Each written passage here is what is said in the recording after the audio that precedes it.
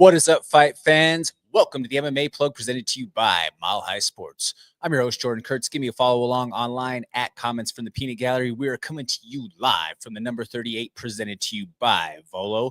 Got my man, Danny Bailey, behind the boards right now, holding it down for me as always, each and every week. The true soldier of this program, keeping your boy in line. Guys, it's a big time in the sports world right now. We just had a crazy sports equinox, if you will, just a few days ago with multiple major sports all going on in one day. Now, granted, Major League Baseball has just ended, but we're going to talk a little bit about that right now and why you should be tuning into these guys on the Mile High Sports Network for all that coverage on the rest of the sports front here. The CU Buffs right now, I mean, they're a dumpster fire. They're on a complete free fall downward spiral. They have back-to-back weeks where they had a 50-burger hung on them. It is oozing desperation from up there in Boulder right now. I mean, from the press conferences to the actual performances on the field, it's not good, folks. But keep it locked here for more coverage on that situation specifically. The Broncos are rolling at full steam ahead. They picked up another win on the road this last weekend. It was an early start down in Houston. Got the nod there. One possession game. Hey, it's beautiful to go out there and still be able to win those types, especially after going and having a massive blowout victory the week before. They have a short week. They're going to be here at home facing the Raiders tomorrow night. What better time than to show your full support of Broncos when it's a game against the Raiders? This is going to be a time where the Broncos can go out there and continue to further that record as they head into that a little bit of a long time frame, Thursday to the following Sunday, where they'll be having another tough divisional matchup against the Chiefs. But again, Broncos are firing on all cylinders right now. Definitely some team that you have to keep your eyes on as things go forward in the season. In the NHL, the Avs are off to a tremendous start right now. For that matter, they're leading the NHL in points. You have the Nuggets, who are off to a pretty good start. I think they're 4-2, something along those lines right now, and they tip off tonight at home against the Heat. You can check out the boys for more coverage on that directly. And then you had, as mentioned, Major League Baseball just wrapped up with the World Series.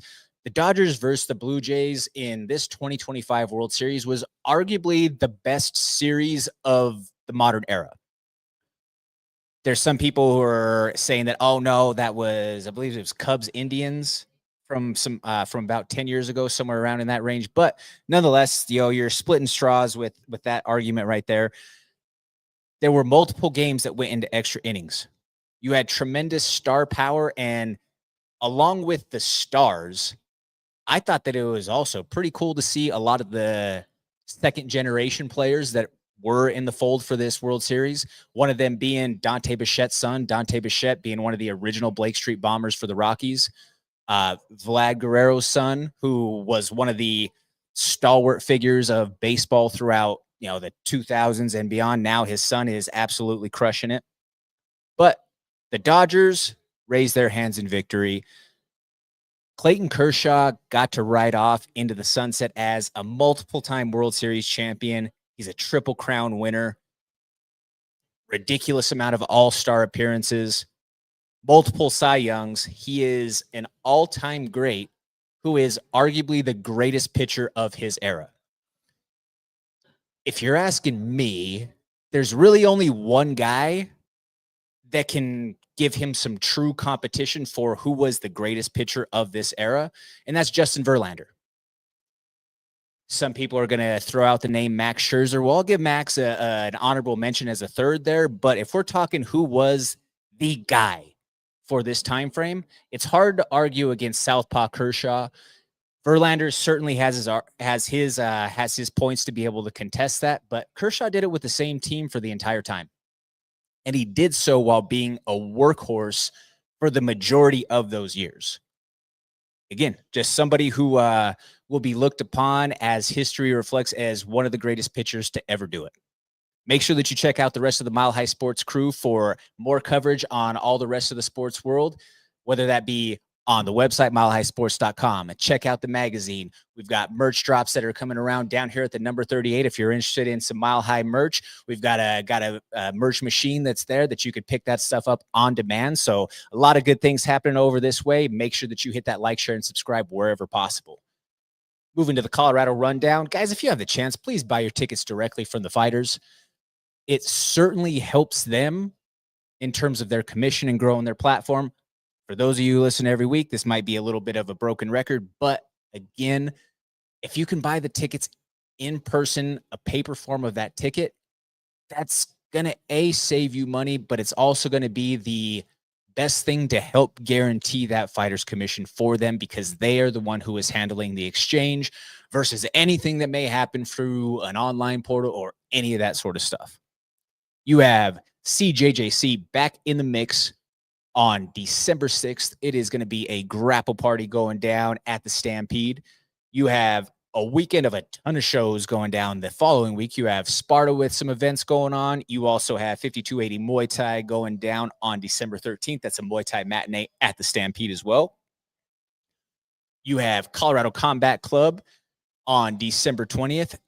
Guys, that's a loaded card. Some of the matchups that we have on that are pure fireworks. Guys that you are familiar with, as well as maybe some prospects who have had a couple of fights that are starting to make their climb in the world who you might not know yet, but you will in time. I think that there's a young man on this card that I think that everybody needs to have their eyes on. His name is Lorenzo Grigio. Lolo, he's an undefeated lightweight prospect right now, might potentially at some point make his way down to 45, but this kid is an absolute stud. He's the understudy of Yusuf the Moroccan Devil Zalal, and I think that this kid really and truly has a bright future in this sport, an elite athlete who came from South Florida. This dude just has a lot of it factors, if you will. Very first fight, goes out there, knocks out a multiple-time Muay Thai champion, national champion at that. Following fight, goes out there and scraps against a decorated wrestler, knocks him out in a highlight reel fashion. Lorenzo is for real. We'll have more on that show as we get closer to that show date. Transitioning to the weekend recap. We had UFC Vegas 110 going down at the Apex. Mean Machine Garcia added to his storied run with a first-round TKO. Mean Machine is one of those guys who just has bricks for fists, man. We talked about it last week about his style and what he brings to the equation. Got a lot of respect for Mean Machine. He's a guy who I've been familiar with for a long time. He's from Albuquerque or from New Mexico, but has also had connections to Southern Colorado, where I'm from. So there's degrees of separation all the way around. Never met him in person, but we have mutual friends, contacts, so on and so forth. You had some controversy with the eye poke in the Waldo Cortez Acosta against Ante Delia fight. Ante Delia threw a flurry of strikes trying to finish up against the fence. In turn, he pokes Waldo in the eye. When the stoppage for the foul was called, Delia thought that it was a stoppage and that he won the fight. Mark Smith goes to the replay, and they determined that, yes, there was a poke, so Waldo Cortez Acosta is given the time to be able to recover. We talked about it last week on the preview. He is a fastball thrower, like a legitimate, when we're talking about, guys who are knockout punchers, whatever, when you want to say, oh, he throws the fastball. No, this guy was a legitimate fastball thrower who was blowing triple digits and upper 90s on the regular, who was drafted into a Major League Baseball organization as a pitcher.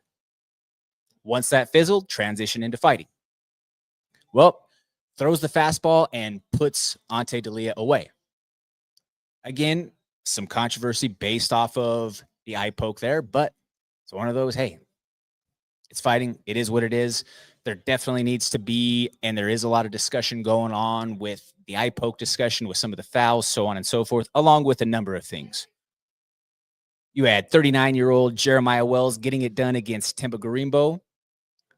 Then the fight following that, obviously, if you are not living under a rock, you're familiar with the controversy, the investigation, the allegations, so on and so forth from the fight of Yadi Del Valle against Isaac Dolgarian. I'm not here to speculate on any sort of wrongdoings or anything illegal that would have went on. That's the FBI's job. But as it relates to the journalistic process, there used to be a code of ethics. There used to be some just, I mean, for lack of a better term, some integrity involved, where we've lost that with the era of Instagram journalists, of web pages that are covering the sport, or, air quotes, covering some fat dude with Cheeto fingers and cookie crumbs on his chest from his mom's basement, thinking that he knows what he's talking about. There's a lot of those guys out there. There's a lot of you jabroni, clout chasing, clickbait merchants who were quick to hop on this controversy and parrot the BS that you were hearing without having any sort of factual information, without reaching out to people involved for their side to present balance to your story. You're just quick to hop on to say, oh, yeah, well, I'm going for my clicks. Yes, this is controversial. Yep. Some dude named Harry goes and posts about this, and some of that information might have been accurate. Some of it has already been refuted. But you guys are quick to hop on a controversy. And sometimes it's when it's involving somebody who you were nut riding them all the way up until the point of that controversy. But then as soon as something happens, oh no, you're going to turncoat on them right away. And I understand the gravity of the situation as a whole. But some of you jabronis have zero skin in the game, no connections, nobody on the inside, and nobody that you can actually have any sort of real conversations about with this other than your loser friends in the basement. And then for some of you guys, when you're confronted about it, you cower and you say things along the lines of, oh, well, I don't care about the attention, the popularity, or the clicks and the likes. That means nothing to me. Shut the hell up, you hypocrite. You do care. If you didn't care, you wouldn't have a page dedicated to covering the sport. You wouldn't be thinking that you're podcasting or doing anything covering things. You wouldn't be posting your opinions to be able to receive feedback from others on it. If you really didn't care, you would watch and you would keep it moving. You're a bunch of lying hypocrites, and you're soft because you cower as soon as somebody confronts you about it. You're willing to just back down and say, oh, well, I just shared it. Losers. And there's a considerable amount of you who, again, you're all over everybody's nuts when it's in your favor. But then as soon as something is slightly the other direction, you're jumping ship.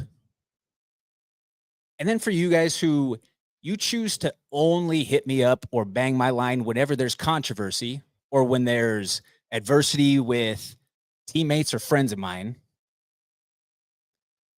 like Uncle Chael said, bitch move. And if you're not down with that, I got 2 words for you. Suck it.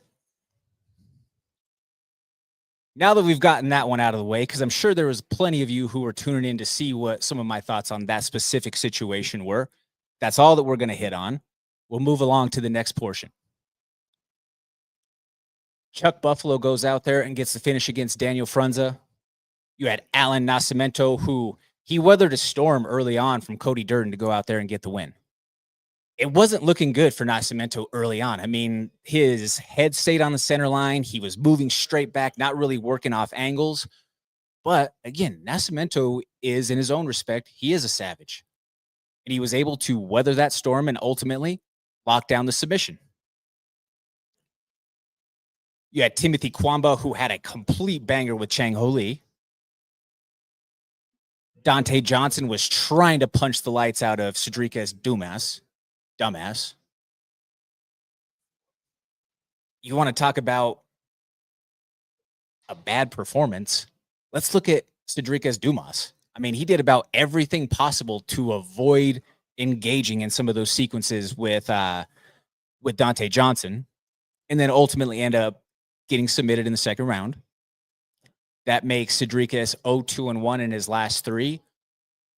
You know, I don't know if that gives him leash for another fight, or if he's kind of now thrown into that modern Jamie Pickett sort of role where he's a body in a weight class that they can use to kind of help build some other guys.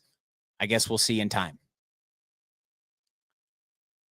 Sparta had a show over the weekend. Want to give a shout out to a few of the fighters that were on that card. In the main event, you had Nate San Nicholas picking up a KO TKO in the first round.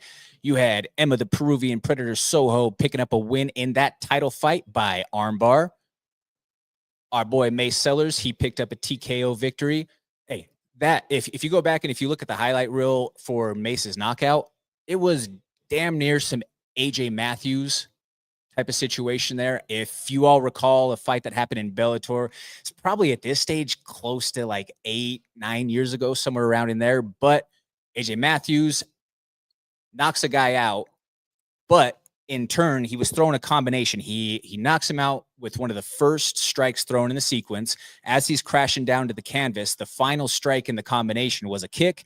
And just by nature of where the head was falling in the knockout, gets his absolute melon busted. Mace Sellers almost did that. Tanner Fuji won by knockout in the first round. Hey, shout out to Tanner, man. It's been more than a decade since Tanner was in active competition. He had to undergo some crazy adversity en route to getting back there. You know, he tore his Achilles a couple of years back, had to completely learn how to walk again. Has then taken on a coaching role over there at high altitude and has brought along the next crop of young fighters over there. I know that he's been putting in a ton of work with the boys over there at Barwis as well. So again, just want to give a shout out to Tanner, who he's always a great dude to work with. Yeah, I mean, it's a small world in the fight circles. And when you have someone who through the years is just a consistent person of character and helping people around him, that's somebody that you can get behind. So shout out to you, Tanner Fuji. Reagan Upshaw, our friend of the program, who sat right here on the show with us just a couple of months ago. He had a massive TKO victory himself. There's a young kid out of Catalyst Jiu-Jitsu up there in Windsor that I think people should keep their eyes on, and his name is Vic Wrangle. Vic Wrangle got a big TKO victory the other night. This is one of Connor Leonard's training partners. The two young studs that are in the fold with Connor up there are Will Roybal and Vic Wrangle, and those two kids, they're legit. They're gonna be some guys who make some waves in the game as the time continues to grow. And then want to give a shout out to the homegirl, Angie Gantuga, picking up the win by unanimous decision in her kickboxing fight. That wraps up that coverage there on the Sparta side of things. Folks, what do you guys think? Let me know what you think on social media. You can hit me up at Comments from the Peanut Gallery on Instagram or on Threads. Moving to the next segment, we're going to talk about this weekend's UFC Vegas 111 preview.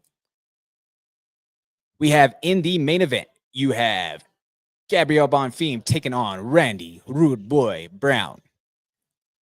This is a fun fight.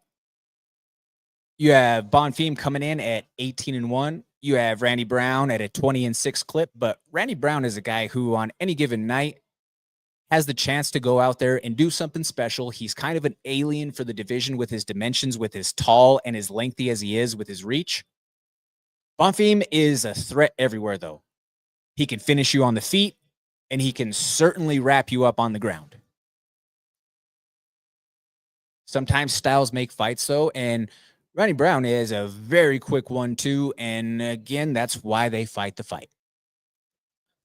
In the co-main event, you have a flyweight matchup between the guy who just never, ever seems to go away, and that is Matt Schnell. Matt Schnell takes on Joseph Morales. Matt Schnell, throughout his career, he's the closest thing to a walking zombie type of fighter that you can get. As tough as it gets. I mean, he's been around for a long time, years upon years of service in the UFC.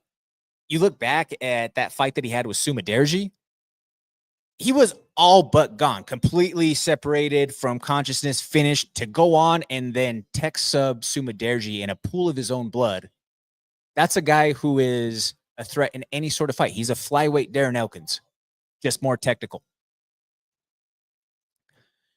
You have A fighter who now calls Denver home, trains out of pound for pound over there in Littleton. You have Muslim Salikhov, the Kung Fu Panda, taking on Uros Medic.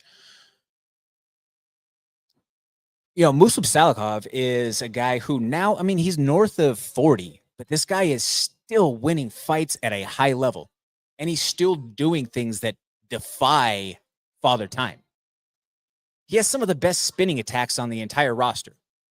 Do not be surprised if we see him throw a spinning kick that potentially leads him en route to a finish. This is a very winnable fight for him. You have Gabriel Bonfim's brother, Ismail Bonfim, also on the card. He's taken on Chris Taco Padilla.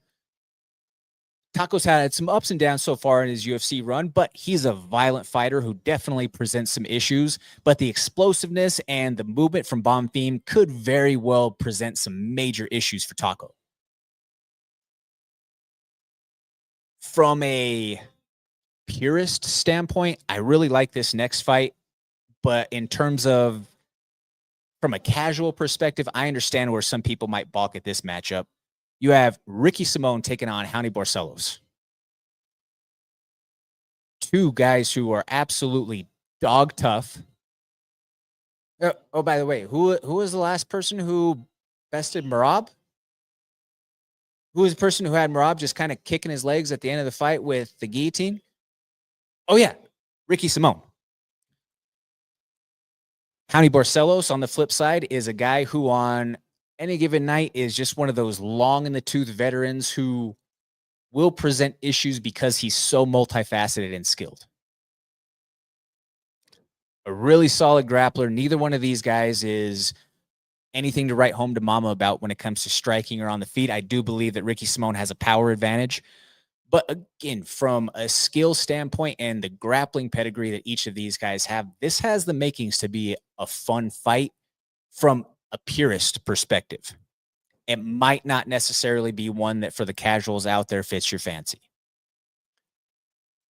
But beyond that, the next fight, this is one that's for the fans. You have Marco Tulio taking on Christian Leroy Duncan. It's no secret what each of these guys want to do. They want to go out there and they want to put the other's head on Las Vegas Boulevard. They want to punch it straight out of the apex. That's one where you can guarantee to see fireworks. You have another featherweight matchup beyond that. You have Jamal Emmers, who's taking on Hyder Amil. I like this fight. Hyder is a guy who is on the rise. He's 11-1 right now. He comes from El Nino Training Center. He's one of Gilbert Melendez's prodigies. Jamal Emmers is a guy who is another former LFA standout, just the same as Hyder was. Jamal has a lot more fights. He has more than double the fights that Hyder has. But Jamal has had some inconsistencies. He's had to deal with some injuries through the years. He's had to deal with just some elements within some of his fights. There was a fight that was stopped due to an anxiety issue from one of the fighters in that contest not being able to make the walk. There's been some things that have not necessarily all been an upward trajectory for Jamal Emmers. But again, that's a guy who, if you leave the door open for him, he will find a way to close it. If you don't put him away, he will still retain the wherewithal inside of the cage to potentially come back and take everything that you wanted. Next fight, you have a women's bantamweight matchup between Mayra Bueno Silva taking on Jackie Cavalcanti. I just like Jackie. Plain and simple. Chitara Mayra Bueno Silva, she's had the old performance enhancer vacation at one point in time. Jackie Cavalcanti, originally out of Portugal, she also made her way to the UFC. Spent some time with the LFA. Had the chance to chat and just hang out a little bit with her and her crew out in Vegas a few weeks ago. She's also been one of those people who's been in the stable and training regularly with Ronda now as Ronda's gearing up for her comeback. Yes, again, I'm saying Ronda is coming back for all of you who want to doubt it. You saw her in that interview the other day with Burt Kreischer. She had a black eye, so she's clearly training. More on that later. The fight following that, though, ladies and gentlemen, it's a heavyweight fight. And we have the potential to see one of the more entertaining post-fight promos that we may have seen in a little while in the UFC. And it's a guy who has had some crazy promos after a lot of his victories. Again, a guy coming from way of the UFC, got in through Contender, and that's Josh Hokett. Josh had a cup of tea in the NFL. He's taken on Max Jimenez. Hokett is 6-0 coming into this fight. And again, that's a guy who understands the element of showmanship to where he will have a promo that is ready to cut. It may be controversial. It may be something that stirs the pot a little bit. But in the heavyweight division, they desperately need that breath of fresh air. You have another one of Denver's own who also trains a lot out of pound for pound in Littleton. You have Tisha Pennington, formerly Tisha Torres. The Tiny Tornado, she is taking on Denise Gomez. You have Miles Johns taking on Daniel Marcos. Miles Johns has he's done some training out here in Denver a little bit before too as well. Did some work with Yusuf Salal in that camp getting ready for Josh Emmett. And then you have a matchup that had a very recent shakeup. I believe the switch ended up happening yesterday, but you have Jackson McVeigh taking on Dante Johnson. Dante Johnson with a very quick turnaround after that fight just last week against Cedric Dumas. But again, Dumas did about everything possible to avoid any sort of real exchanges with the heavy-handed Johnson, who had won all of his fights up to that point by knockout. Well, in turn, Johnson didn't take any damage. So he is able to quickly make that turnaround and then is back in the fold against Jackson McVeigh here. What a crazy turn of events for a lot of these things, though, folks. I mean, like I say, there's some interesting circumstances going on in the world of sports all the way around. And we just have to let the investigations go as they unfold. There are authorities of the highest levels who are in the mix of things for all sports right now. I've been on record stating that I think that sports gambling is a cancer that is becoming a terminal thing that is spreading through pro sports right now. We've seen instances of improprieties from the NBA recently highlighted. There's been questionable things on the NFL side. There's been one of the stars of baseball who was swirled in a gambling controversy in Shohei Ohtani, which by all looks of it, there could have very well been some protection going on to make sure that he wasn't the guy who fell for those things. And in some of these cases, people are jeopardizing their integrity, their livelihood, their morals, their future, their freedom for pennies. There were multiple UFC fighters who spoke out or who spoke in relation to the situation over the weekend. They've all walked those comments back. Vince Morales, Vanessa Demopoulos, Lando Venata, just three to name a few. Those comments have all been walked back or deleted. Morales and Venata went on to say, "Oh, well, yeah, these were just jokes. We were, trying to poke fun at the situation." It speaks more of you got a phone call. And then especially with the statement that Dana put out last night stating that, okay, all of you who decided to say something about this publicly, well, none of you reported that this happened, whether it be to us here at the UFC or to the respective authorities. Dana likened it to the example that, hey, somebody tells you that they were going to go commit a crime and you didn't report the crime. Well, then where do you fall in terms of being complicit in the process?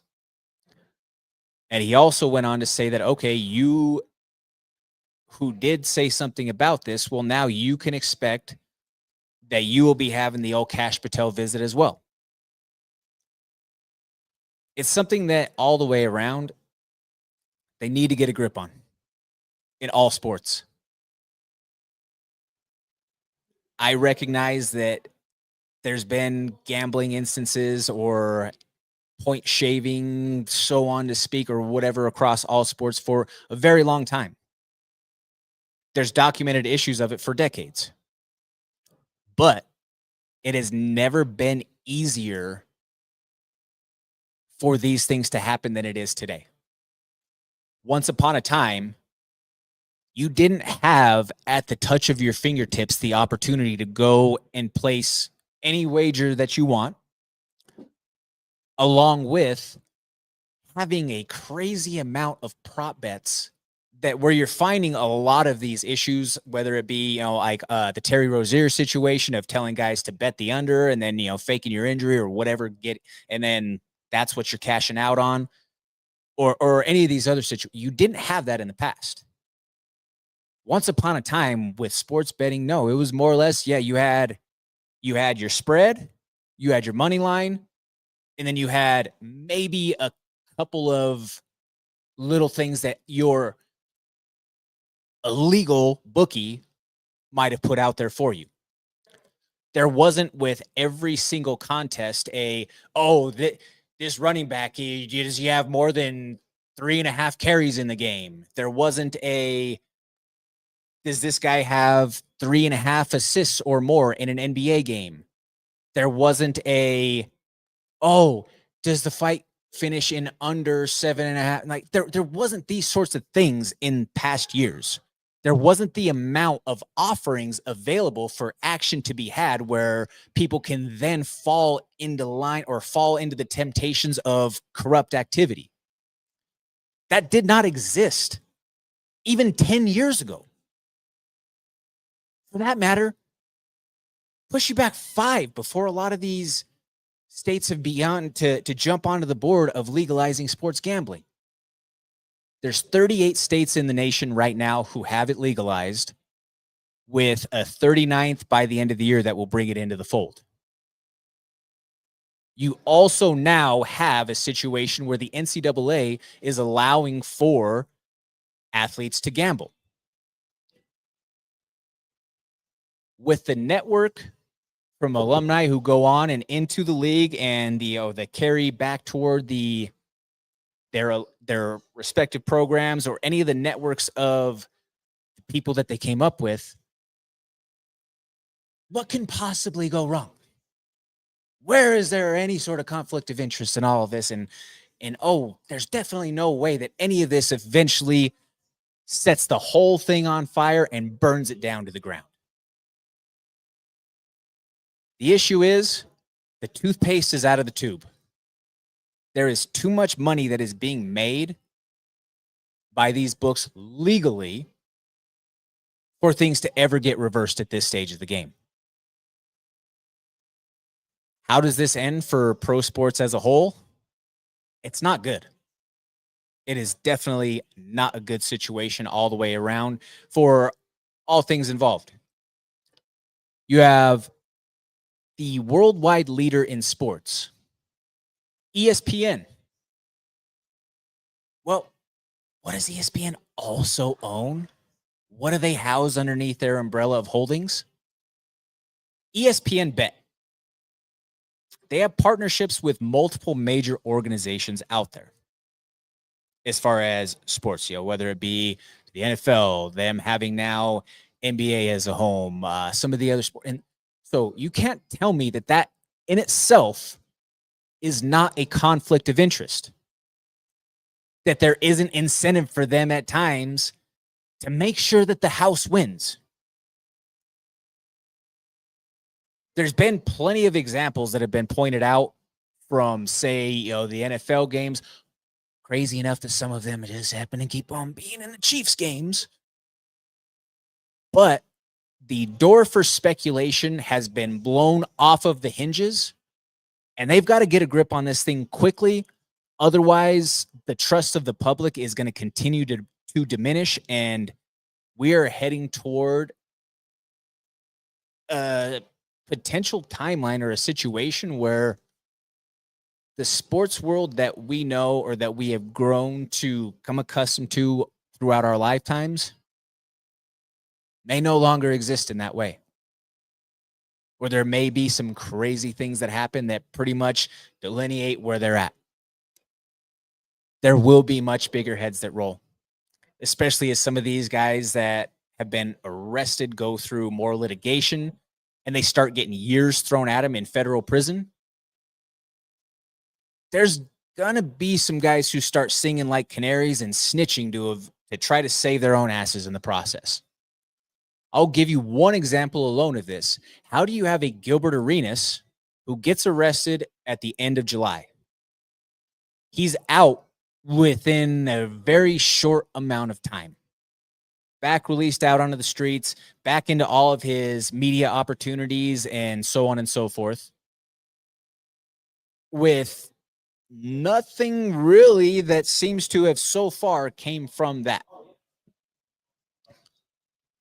But where this gets particularly funny or interesting, that pattern alone, you getting arrested on such heinous federal charges being involved with allegedly mafia or mob ran gambling poker games, and you're out right away. Well, usually that means you snitched. And just so happens to be that a whole harem of his colleagues who he has been on record about talking about playing poker and gambling with all go on to get arrested. One of them being Denver native and Chauncey Billups. So again, this is a tip of the iceberg situation with all of these gambling investigations happening. And there are going to be some big heads that eventually end up rolling in the process. From the integrity standpoint for the game, they've got to get a hold on it. And again, for some of the cases like the MPJ brother case, the guy who used to be with the Nuggets, what was his name? Michael Porter Jr. or something like that. Yeah, his brother Jonte got wrapped up in everything. Yeah, and that was for gambling. Like $10K, right? Like that was for less than a game check in the NBA. Now, where this is different in relation to fighting, fighters, hey, that's what your check is. Especially if you're on that first contract, you're sitting at 10-10. So is it a little bit easier for some of these handicappers or big time gambling influences out there to maybe take advantage more of some of these fighters who may be in some desperate situations financially? Yeah, you might have some guys who are in a hard place, because even as former bantamweight champion and top-ranked featherweight Aljamain Sterling said yesterday on Ariel Helwani's show, there's sometimes, especially depending on where you live, until you get to that third, fourth, and beyond contract in the UFC, sometimes you're having to work 2 and 3 extra jobs on top of fighting just to be able to stay afloat. And this is Aljo's experience coming from his training out there on the East Coast, Cerro Longo, out there in New York area. That's obviously even more expensive than it is here in the Denver area.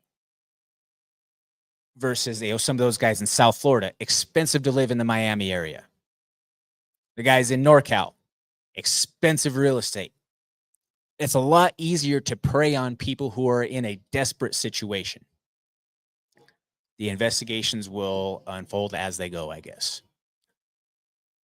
Real quick, folks, before we get to our final segment of the day, just want to give you a quick message for one of the good things within our community right now, and that is the Guardian Project.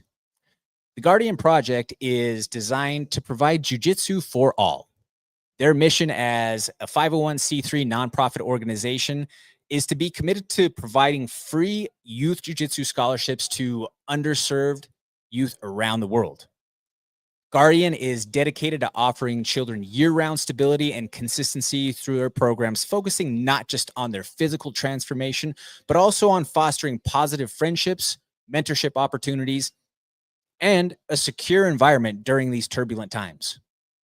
By partnering with established and trustworthy academies, donors can trust that a minimum of 85% of their contributions will directly fund the scholarships that they support.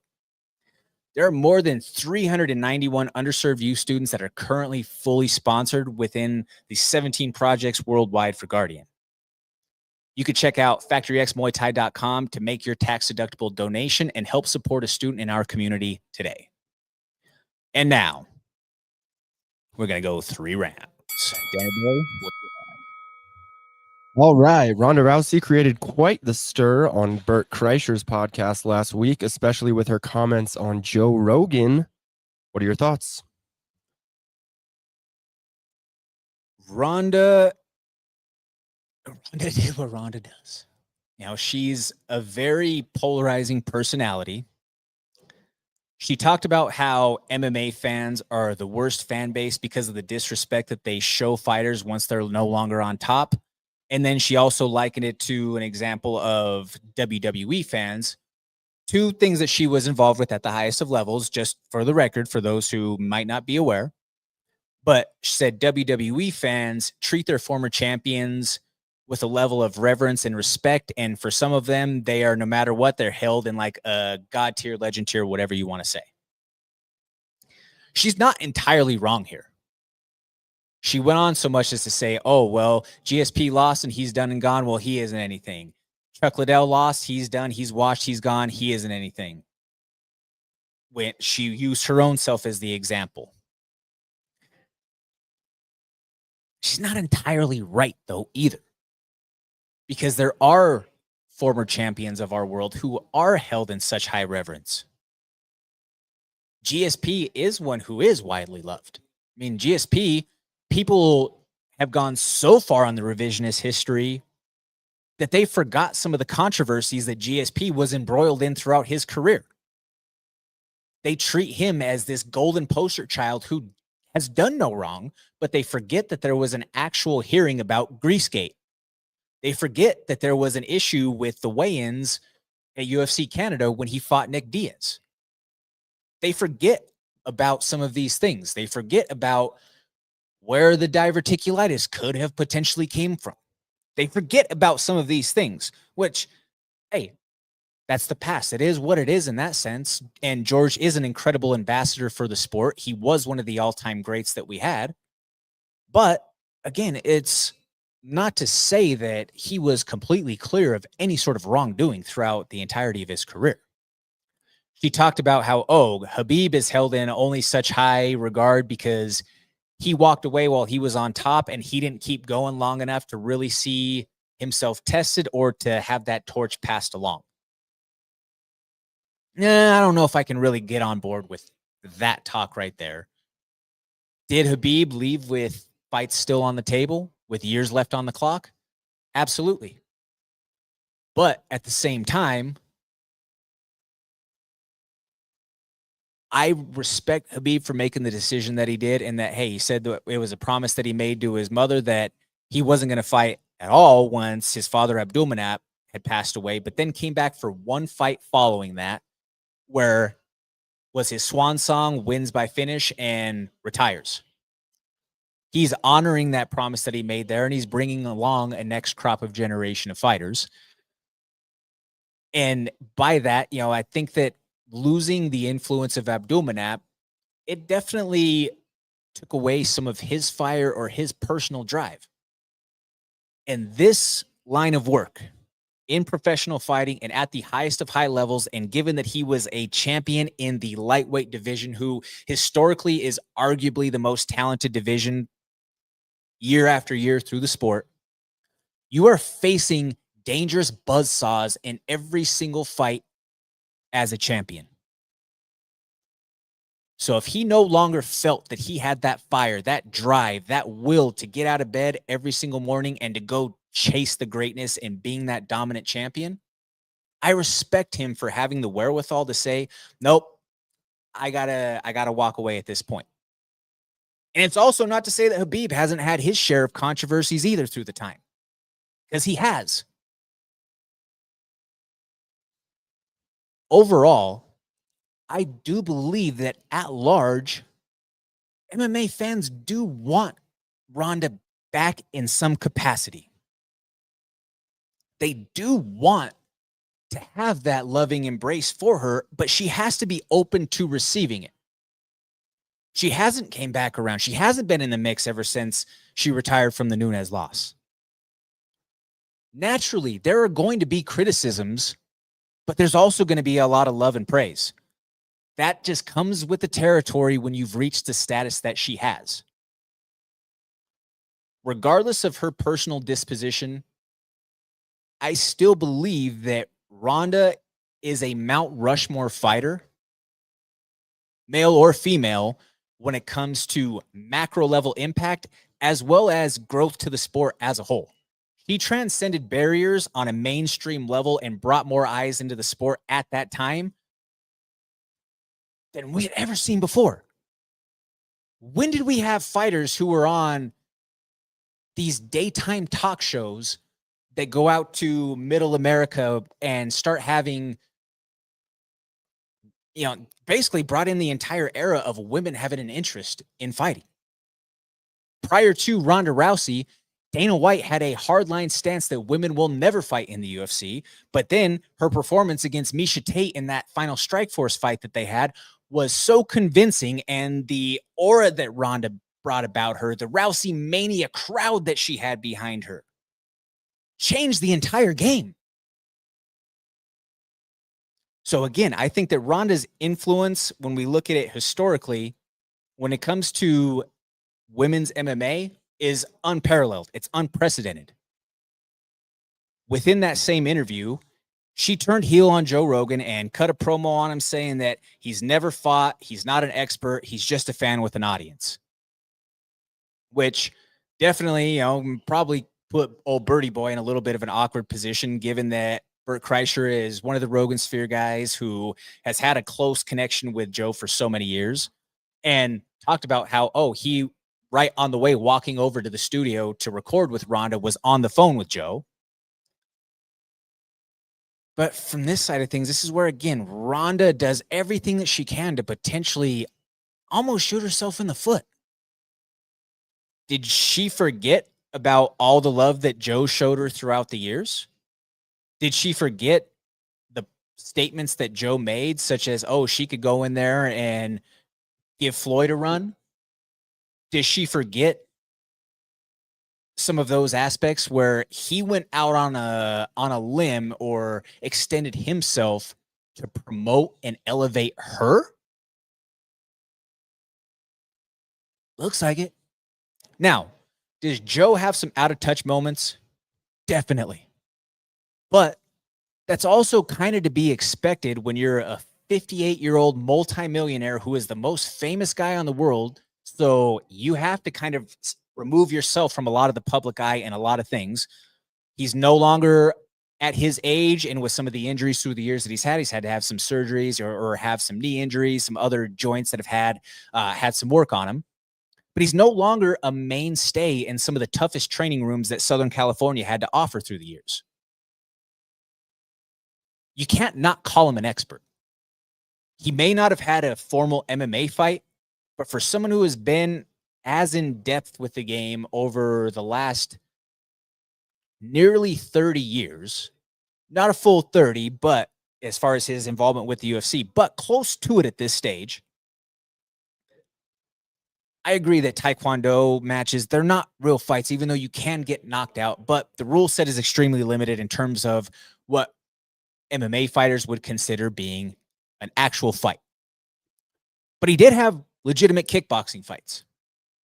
And through those early stages of kickboxing fights and him having some up and down times with those, that's what gave him the just the realization that, you know what, I won't be a top tier guy at this, but I'm starting to get kind of good at this comedy thing and getting some acting roles, but I'm getting some headaches in the process from taking the damage from kickboxing. Well, I should try to preserve the faculties, and I'll still train, but I'm not going to go out there and fight. I'm not going to go out there and be doing some of these blood and guts rounds. And especially keep in mind, sparring and training back in the 90s, was considerably different than what it is now.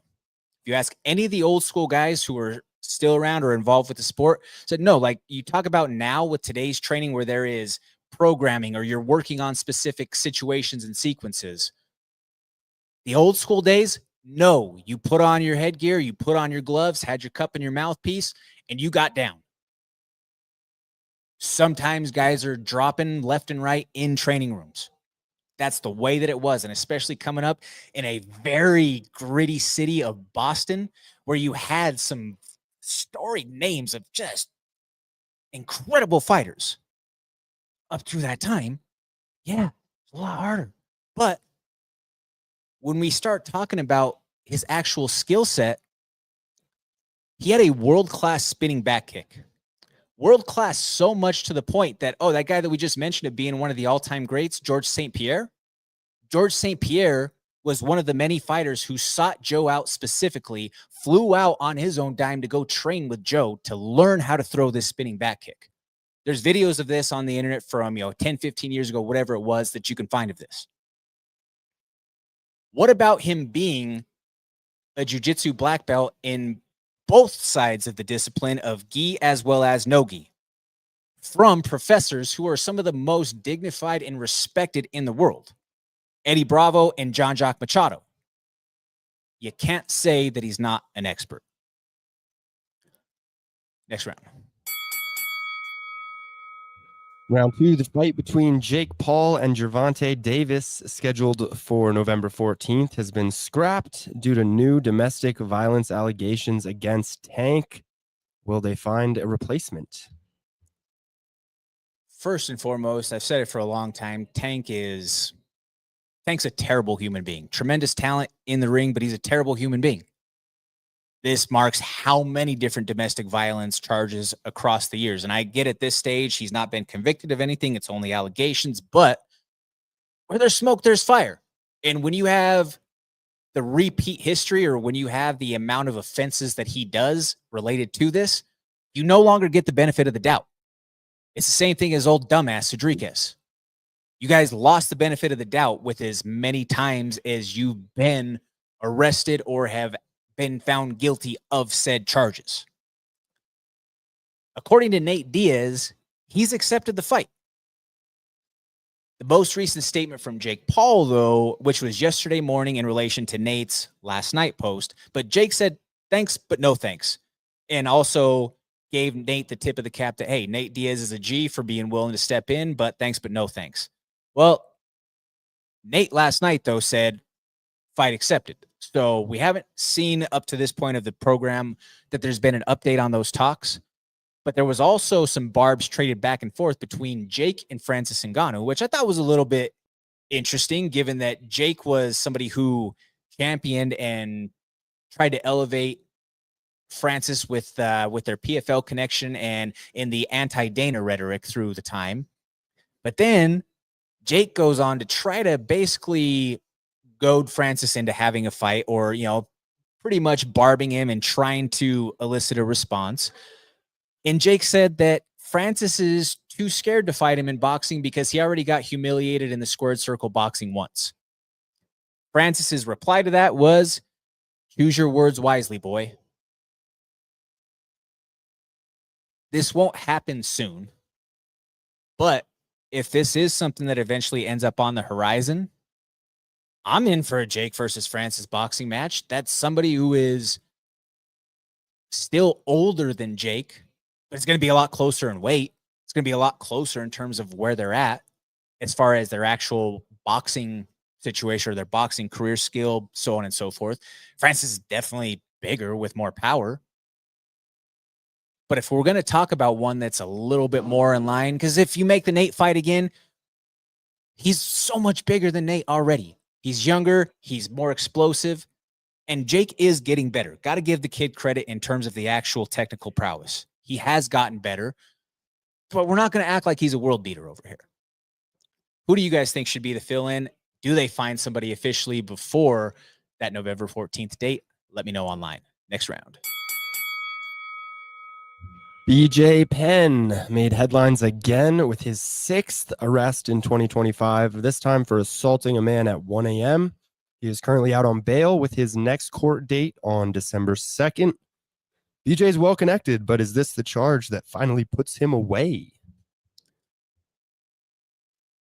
It is very clear and apparent that BJ Penn is a danger to society right now. He's a danger to the people around him. The previous incident where he assaulted his own mother, then violated the subsequent restraining order, that's terrible within its own right. And then that results in a judge pausing the legal proceedings against Penn at that time for those specific charges after ordering that he undergo a mental health evaluation to determine if he's fit enough to face the criminal charges against him. And depending on the outcome of the exam, the judgment could be that he's potentially ordered to be remanded to an appropriate institution for detention, care, and treatment. Something has to happen of that extreme nature before this gets more extreme and somebody dies. He's already robbed his mother's belongings from her house. He sealed her doors shut and put super glue in all of the deadbolts to keep her from being able to access her own things, along with his continuing rhetoric of these people are my actual family was killed and these are clones or imposters that are taking their place. A couple of weeks ago was straight up in a tweaker house, in a dope house, yacked out of his mind with other dope fiends right there in the room. And he has a wig and these crazy glasses on. Like, BJ, what are we doing here? The reality of it is he's suffering from Capgras syndrome, which is the thought that there are imposters taking on your loved ones or people around you. It's an actual syndrome. You can look it up and see what some of those symptoms are.